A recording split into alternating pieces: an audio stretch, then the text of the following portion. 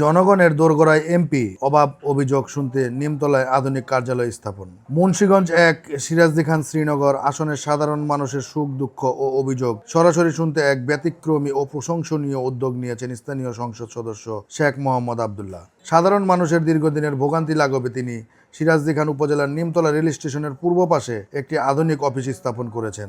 জনগণের সমস্যার কথা শুনতে এমপি শেখ মোহাম্মদ আবদুল্লাহ সপ্তাহে শুক্রবার ও শনিবার সকাল 10টা থেকে বিকেল 5টা পর্যন্ত সময় নির্ধারণ করেছেন। তো কার্যালয়ে আসা মানুষজন পারিবারিক সমস্যা, জমি জমা সংক্রান্ত বিরোধ সহ বিভিন্ন সামাজিক ও ব্যক্তিগত সমস্যার কথা সরাসরি সংসদ সদস্যকে জানাচ্ছেন। অভিযোগ পাওয়ার পর তাৎক্ষণিক সমাধানের লক্ষ্যে তিনি সিরাজদি খান ও শ্রীনগর থানার ভারপ্রাপ্ত কর্মকর্তাদের সাথে সরাসরি যোগাযোগ করে প্রয়োজনীয় দিক নির্দেশনা দিচ্ছেন। জনকল্যাণমূলক এই উদ্যোগ সক্রিয়ভাবে পাশে আছেন এম হায়দার আলী, সাধারণ সম্পাদক, সিরাজদি খান উপজেলা বিএনপি, এবং এম হাফিজুর রহমান খান, সাধারণ সম্পাদক, শ্রীনগর উপজেলা বিএনপি। সরাসরি সংসদ সদস্যকে কাছে পেয়ে এবং সমস্যা দ্রুত সমাধান হওয়ায় স্থানীয় বাসিন্দাদের মাঝে ব্যাপক উৎসাহ ও স্বস্তি দেখা দিয়েছে। নিমতলা এলাকার একজন ভুক্তভোগী জানান, আগে ছোটখাটো সমস্যার জন্য দপ্তরে দপ্তরে ঘুরতে হতো, এখন এমপি সাহেব নিজেই আমাদের কথা শুনছেন, এটা আমাদের জন্য বড় পাওয়া। প্রতি সপ্তাহে এই কার্যালয়ে শত শত মানুষ ভিড় করেছেন। স্থানীয়রা মনে করছেন জনপ্রতিনিধি ও জনগণের মধ্যে সরাসরি যোগাযোগের এই মডেল সারা দেশের জন্য একটি ইতিবাচক দৃষ্টান্ত হয়ে থাকবে।